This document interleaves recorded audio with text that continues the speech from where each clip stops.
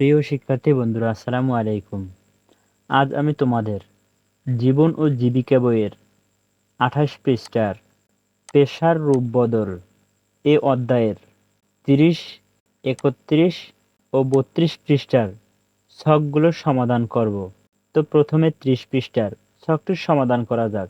তো তোমরা প্রথমে এই লেখাগুলো ভালো করে পড়ে নেবে, তাহলে অনেক কিছু বুঝতে পারবে। তো আমরা ছকগুলোর সমাধান করি। এখানে ৪টে ছক দেওয়া আছে।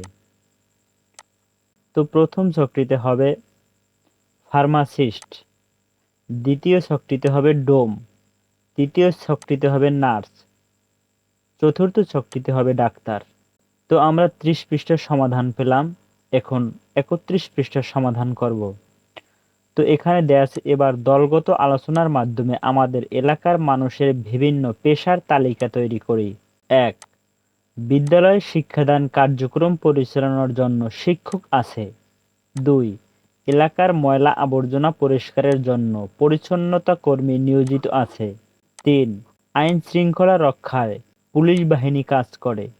৪. অসুস্থ মানুষের সেবা দিতে চিকিৎসক আছে। ৫.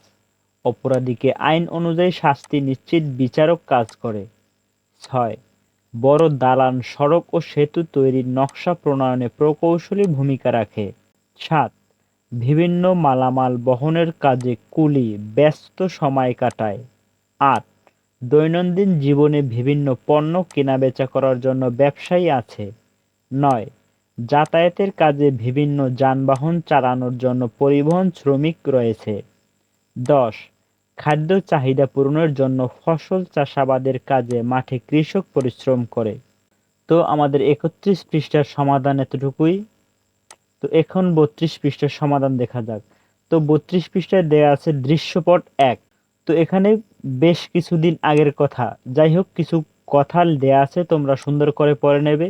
তো ছকে দেয়া আছে, দিন বদলের সঙ্গে সঙ্গে চাম্পার ভাইয়ের ব্যবসার কি পরিবর্তন এলো?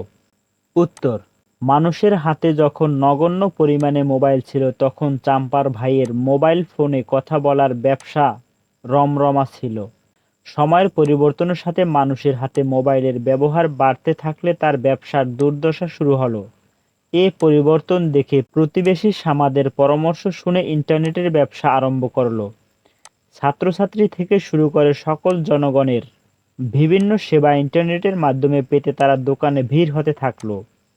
পরীক্ষার ফলাফল প্রকাশ, কলেজ ও বিশ্ববিদ্যালয়ের ভর্তির আবেদন, জন্ম নিবন্ধন অনলাইন, আয়কর রিটার্ন জমা দান, পাসপোর্ট হালনাগাদ প্রভৃতি বিভিন্ন কাজে তার ইন্টারনেটে ব্যবসার পরিধি দিন দিন বাড়তে থাকলো। সময়ের সাশ্রয়ের জন্য অনলাইন ব্যাংকিংয়ের মাধ্যমে তথ্য লেনদেনের কাজ তার এ ব্যবসায় মানুষ অনেক সুবিধা পেতে থাকলো। মোবাইল ব্যাংকিংয়ের মাধ্যমে আর্থিক সেবা প্রতিষ্ঠানের সহজ লেনদেন কাজ পরিচালনা করে তার ব্যবসার প্রসার হতে শুরু করলো। এভাবে নানাবিধ সুবিধা আসার ফলে দিন বদলের সঙ্গে সঙ্গে চাম্পার ভাইয়ের ব্যবসার পরিবর্তন এলো। তো পরের ছকটিতে দেয়া আছে, চাম্পার ভাই কেন নতুন ব্যবসা শুরু করলো?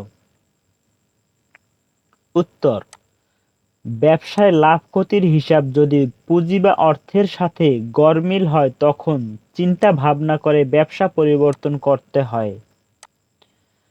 পরিবেশ পরিস্থিতি অনুযায়ী ব্যবসা উন্নয়নের ধারা সবসময় একই রূপে থাকে না। আবার নিজের ও পরিবারের বিভিন্ন চাহিদা ক্রমান্বয়ে বাড়তে থাকলে একসময় নিজের আর্থিক সংকটের সম্মুখীন হতে হয়। চাম্পার ভাইয়ের ক্ষেত্রে মোবাইল ফোন কথা বলার ব্যবসা একসময় যুগের চাহিদার সাথে জনপ্রিয়তা হ্রাস পেতে থাকে। ফলে তার সংসারে আর্থিক চাপ বাড়তে থাকে। যখন ব্যবসা থেকে আয় বন্ধ হওয়া উপক্রম হয়, তখন সে সময়ের চাহিদার সাথে টিকে থাকতে পারে এমন ইন্টারনেট সেবা নামক ব্যবসা শুরু করে। এই ব্যবসার বিভিন্ন সুবিধাকে কাজে লাগিয়ে তার দিন বদলের নতুন স্বপ্ন পরিবারের ফিরে আসে। এভাবে যুগের চাহিদার জনপ্রিয়তাকে কাজে লাগিয়ে চাম্পার ভাই নতুন ব্যবসা শুরু করলো। তো প্রিয় শিক্ষার্থী বন্ধুরা, আজ এতটুকুই। আবার দেখা হবে অন্য কোনো সমাধান নিয়ে।